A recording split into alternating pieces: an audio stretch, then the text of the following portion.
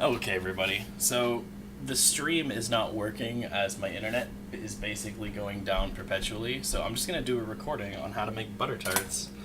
So butter tarts have three key ingredients, really: brown sugar, eggs, and butter.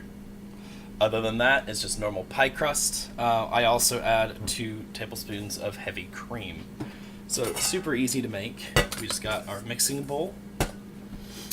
We preheat the oven to 325 degrees. My oven's a little hot, so I'm going to set it to 300. So super easy. Cream the butter, sugar, and eggs well. So we're just going to put the sugar in. I've already got 1.5 cups of brown sugar packed. Just slam it right in there, just like that. I got a 1/2 cup of butter. I got a little more, but that's okay. And 2 eggs, which we'll just grab out of the fridge.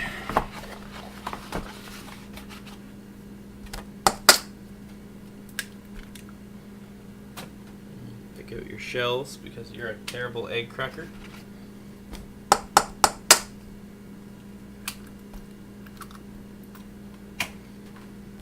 Yeah, that one too. I see you. I see you, shell. You in a shell. Alright. So now what you're going to do is you're going to cut it together. To do that, you're just going to take the butter and a knife, and you're just going to cut it. Once it's cut, you're going to start mixing it. I also like to use the knife here just because it helps divide the butter a bit more, and you've already used it, so there's no point in getting another thing out.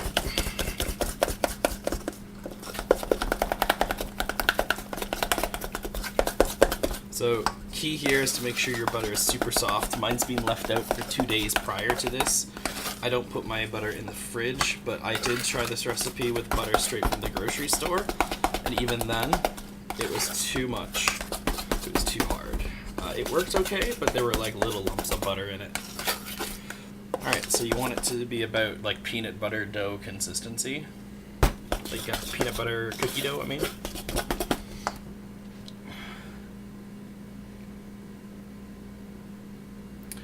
Okay, so now you're gonna add your cream.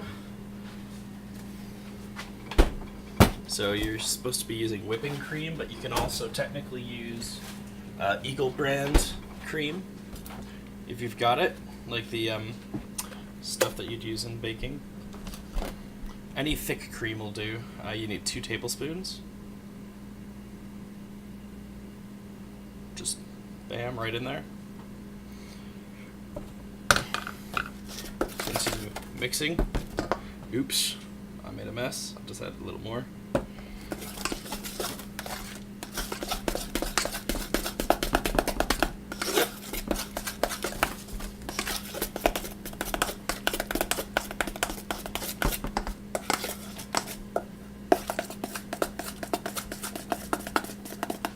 Okay, when your mixture is thoroughly mixed, the next step is literally pour it into your tart shells. So you want like a super creamy looking, almost like a batter, just like that.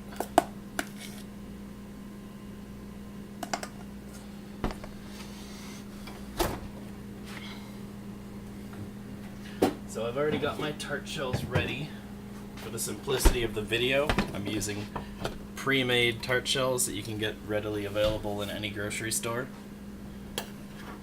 And you're supposed to fill them up approximately 1/3, no more than 1/2. So we're just going to take a spoon now. We're just going to start spooning this into the tart shells. Just like that. Now, like they said, you don't want it more than half, so if you've got more than half, just take some out.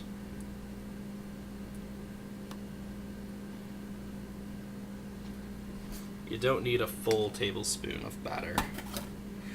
Just like one little blob, spread it out a bit, is more than enough.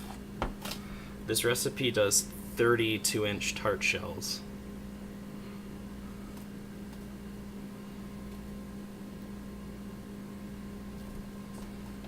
So just repeat the process going all the way around. I've got 15 tart shells here, which means that if you wanted to, you can do a second batch, but this batter apparently also stores for 2 weeks. So if you don't use all of your batter, or you only want to make your 15, or you want to make bigger ones, if you use bigger tart shells, like I used ones for like a meat pie, like a 4-inch before on my first go, then you get 6.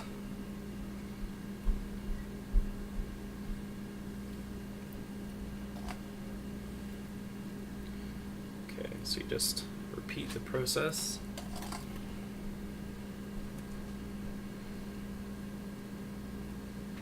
Going all the way around.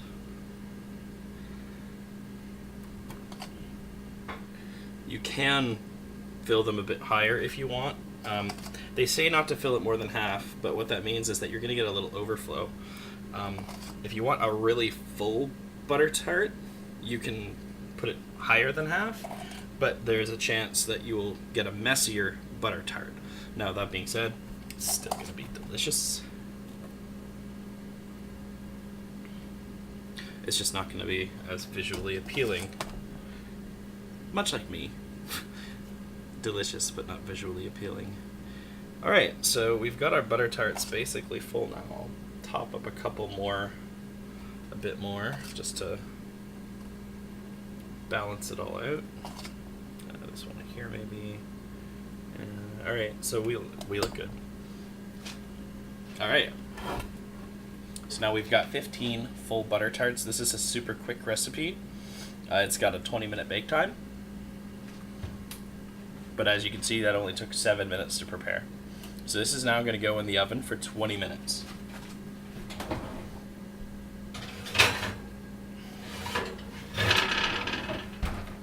So while that's going on, I wanted to show you guys the other half of my video. Just clean off my hands over here. So, the stream, I was going to make 3 things. First was butter tarts. The second is PEAMEAL bacon. And the third is poutine.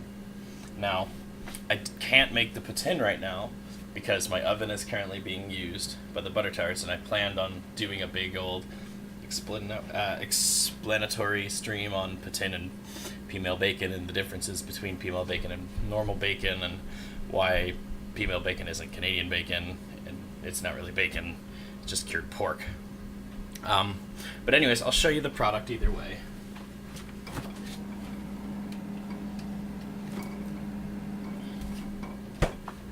I don't have a cutting board. Oh, I knew I forgot. Alright. Anyways, so this is Canadian bacon.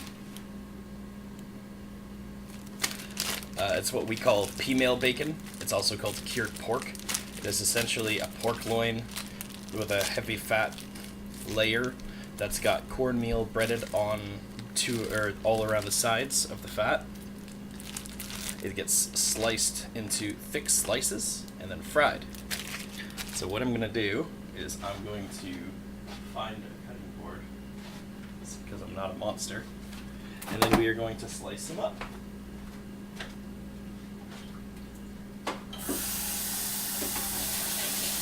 Just make sure your cutting board is super clean, because you're essentially dealing with a raw pork. So wash your hands and wash the cutting board before you start cooking. Okay, so we've got a cutting board now. Don't even know why I've got headphones on, I don't have music. And we're gonna take our back bacon here and just pop it out. And as you can see, like I said, it's on the side, you've got this pork loin covered in a fat layer. And then the fat layer and the bottom layer of the belly are covered in cornmeal. And that's going to crisp up nice when you cook it. So we'll just grab a frying pan. I'll hit my mic once. We're just going to cut some slices now. Now you want to keep them thick, but you don't want them too thick.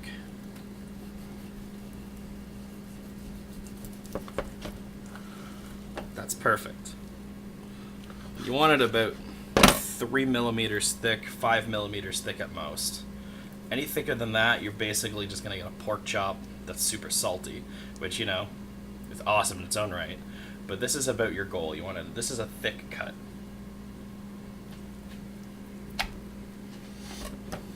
I could go thinner.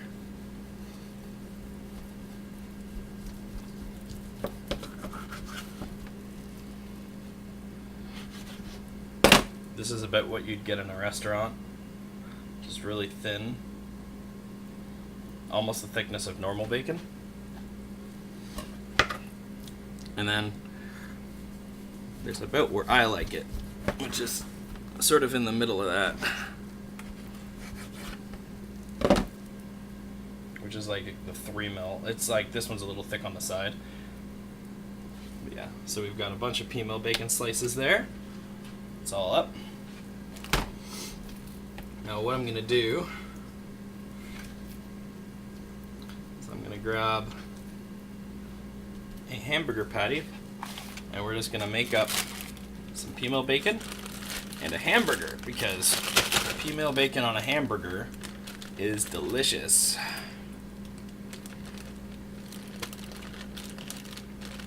So if you're using Ziploc bags with PEAMEAL bacon, just be super sure you actually get it shut, because the cornmeal will prevent the bag from shutting like a hoe.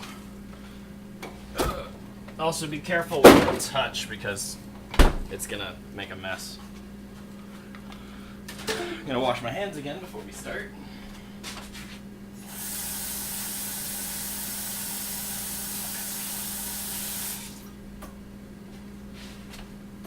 Okay, so now we go into the freezer to grab our hamburger patty, which is just a standard 1/4 pounder burger patty. We got 15 minutes left on those butter tarts now. It's the nice thing about having an OBS timer. So we're just going to put that right in the pan with our bacon. And we're going to go over to the oven and set it to medium-high temperature. I'm just going to move the cam now to the bacon cam. Alright, so put some extra light in there for you. So PEAMEAL bacon never gets crispy. Unlike traditional slab bacon or strip bacon, as we call it basically worldwide, but Americans would just call it bacon or American bacon because America. Strip bacon is universally obtainable. You can get strip bacon anywhere on the planet, and it is always strip bacon exactly like it is in America. It's not a global resource. In fact, I'm pretty sure you can get PEAMEAL bacon in America. Any PEAMEAL bacon that's labeled and classified Canadian bacon is probably just ham or bologna. I've seen these products. They're far too round. They're not the same thing. They kind of taste like fried ham. This is not that. So while that's working, we're gonna just zoom in here, because why not?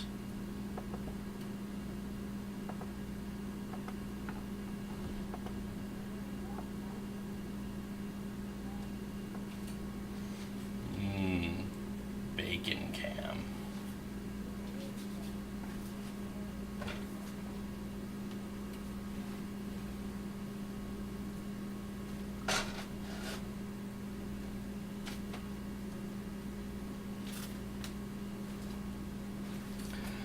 So yeah, I really wish I could make poutine for you guys tonight, but unfortunately I'm going to be making this as a YouTube video, so I'm going to try to keep it under 30 minutes.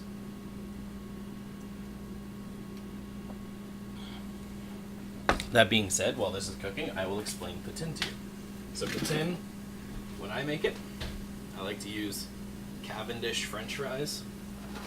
You can get these at Costco or independent grocer or any... I don't think they're rare or anything, but Cavendish potatoes are generally the best. You can make them in the oven, they crisp up really nice. You don't have to deep fry them or anything, so you can just go right from the oven to the plate. I'm just going to put these back in the freezer for now, because I am going to make them after the video when the butter tarts are done. So, we're going to grab some tongs. So you'll notice that as the bacon cooks, the thin one is going to go first. Now this one's going to be super thin. So it's going to need some attention quickly. I'm not using any oil, so it's not going to be super oily. But you can see when it cooks, it'll go all white, just like pork would. It goes from a pink to a white. That's how you know it's done. Now our medium cut one is going to start whiting through. You know when to flip it, because it'll start going white around the edges.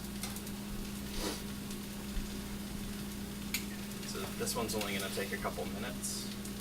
This one's going to need flipping basically when this one's finished, and then when this one's finished, this one's going to need flipping.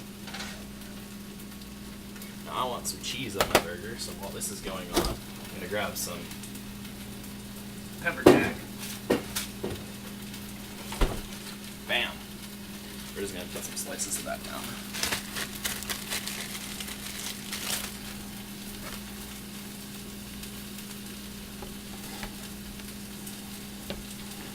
So, one question I get a lot about poutine is, does it have to have cheese curds? Because in a lot of places, cheese curds are not as readily available. That being said, I found that cheese curds in America are very readily available.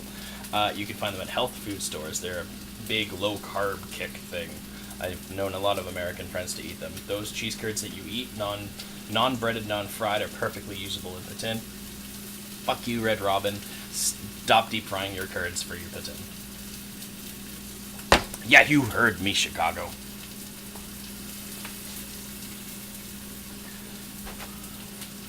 Alright, so this one. Flip it one more time. Now I'm going to flip this one. Normally you'd oil your pan, but you don't have to. It's just going to take a little more to get it off. Generally, I would have cooked my burger first, and then the oil from the burger would have been more than enough for the bacon.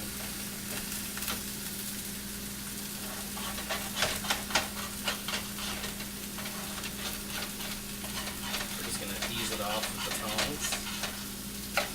There we go. So, when you're making your poutine, you need cheese curds or shredded cheese. These are the ones I was going to use. These are Thorndale mozzarella cheese curds. I'm going to crack these open for you. They're really squishy, yeah, but they're kind of dense for a cheese. They don't string or anything. They're just like essentially a block of mozzarella cheese. You can use mozzarella cheese for poutine if you'd like. It's just very untraditional. But a lot of places in Canada do use shredded cheese. If you're going to use a shredded cheese, I recommend using a good pizza mozzarella or a standard mozzarella. You can also use Monterey Jack cheeses. I find that the pepper jack spicy cheeses are actually really good to use in poutine, so you don't necessarily need curds. Alright, so this one's now completely done. I'm going to regret that. So, no! I wasted bacon. Cut! Okay. Just gonna flip our burger now. Anyways, this one's basically done too. So, as you can see, it's white all the way around, all the way through. So I break that, It's not going to be chewy. It's just going to be soft and squishy and juicy and delicious. So good.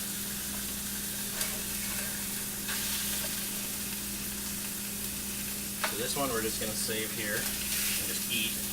It's done now. While we're waiting on this one to cook, we're just going to drop down some cheese. This is our pepper jack, which is a dense white cheese that's got jalapeno and hot chili peppers embedded in it. It's pretty spicy. It's really good. So while that's cooking, let's crack open our cheese curds.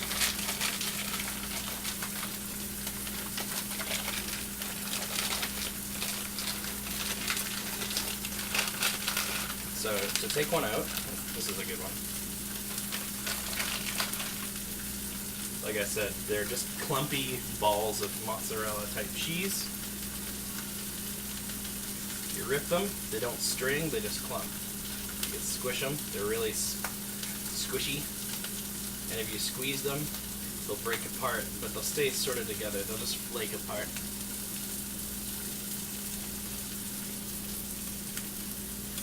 As an example, I'll put one cheese curd in a pan to show how quick it melts. I'll put one on top of meat. Now, cheese curds don't actually melt that easily. The one on the pan's gonna melt pretty good because it's got a direct surface of hot heat.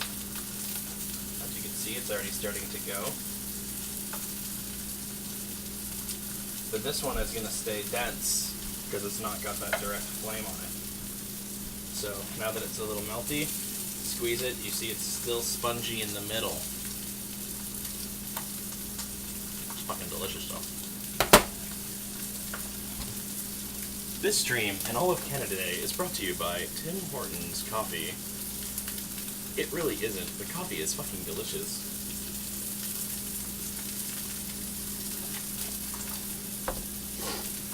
Alright, so this one's cool enough to touch now. So, like I said, you rip it apart, it's going to be pink all the way through.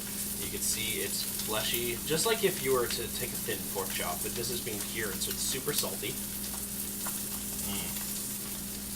So good.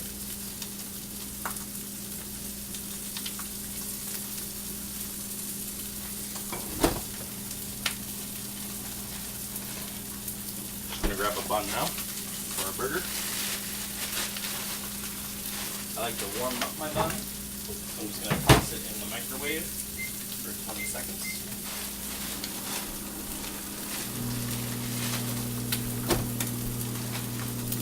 So the cheese curd that's on the burger, the bottom is now starting to get soft, but the top is untouched.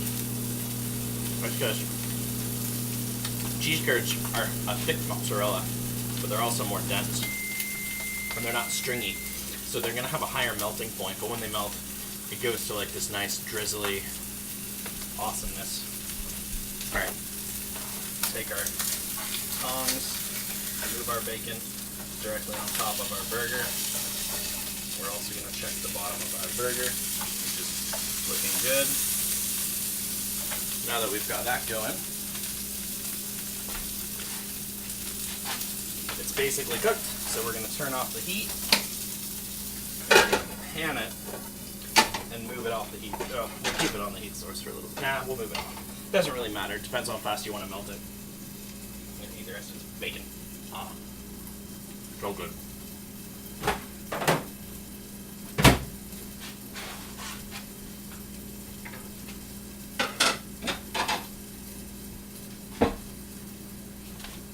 So a burger with PEAMEAL bacon can be topped just like a burger with any kind of bacon. You know, ketchup, relish, mustard, mayo, pickles, whatever you want. For the sake of the video, we're not going to top the burger.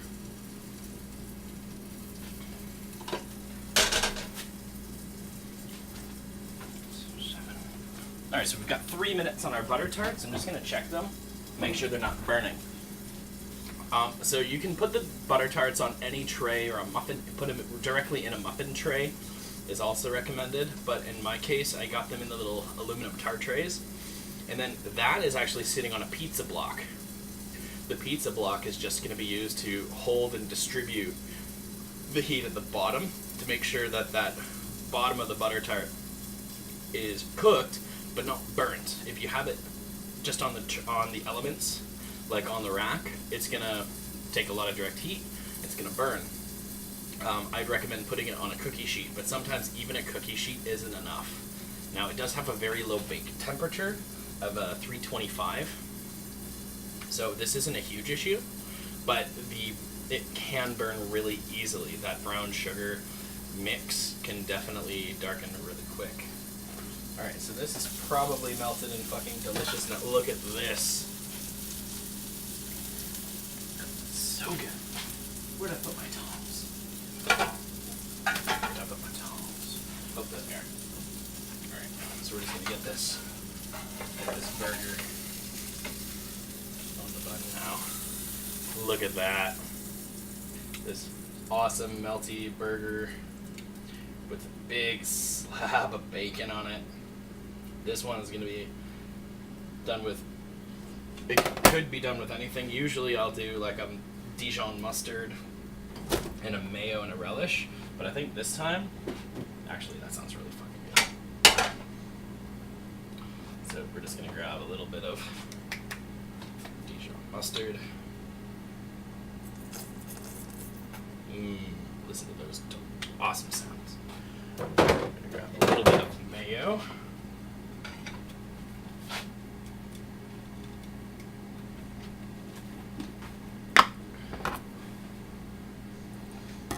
And a butter knife that hasn't been used to cut pork or brown sugar.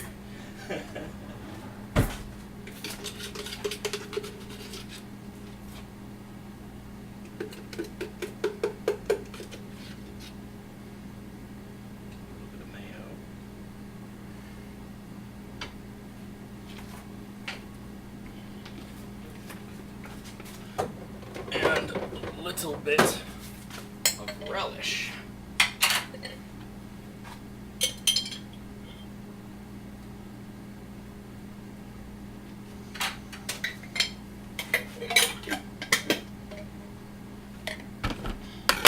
Now I'm also going to grab a couple of dill pickles as soon as I find out where I put my dill pickles. There you go.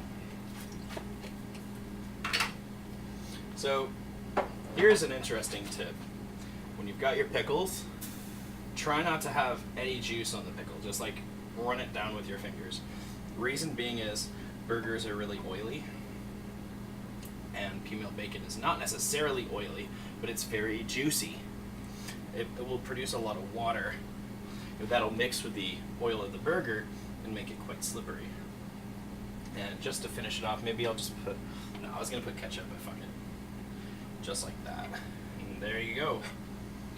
There's the Canadian burger with almost an equal size slice of PEAMEAL bacon to burger. Very, very fine material, very expensive. Alright, so I'm just gonna get this relish put away. And our butter tarts are now done. So we're gonna turn off the heat. Move our frying pan to the sink. Just give it a little rinse, because it's gonna have some bacon bits on there. Find our oven mitt. Wherever my oven mitt has gone. Where has my oven mitt gone? Oh, I put everything on it.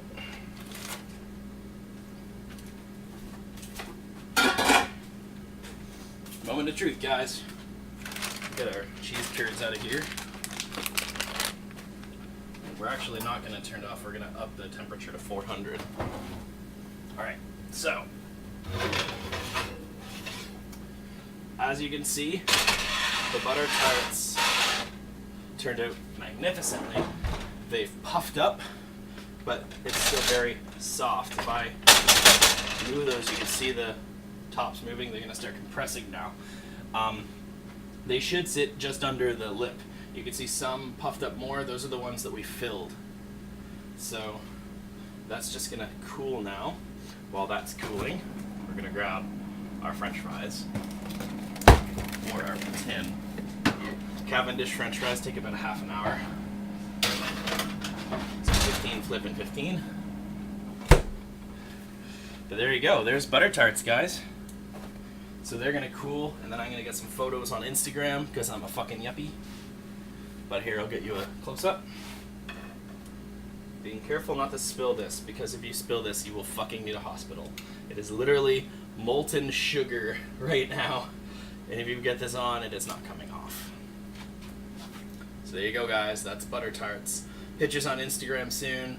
Sorry I couldn't stream this, but I wanted to at least make a video showing the making of the butter tarts from beginning to end. Thank you for coming. I hope the side bacon tutorial was awesome and useful. I will be at Adepticon making Canadian goodies all fucking week. So if you are coming to Adepticon, definitely hit me up. I'm going to be making butter tarts. I'm going to be bringing Canadian chocolate. I'm going to be bringing Smarties and Coffee Crisp again. And I'll have stickers and swag. It's going to be great. Anyways, I'm going to eat another cheese curd. And you guys all have a good night. Thank you for watching. Peace. There we go. Butter tart piece.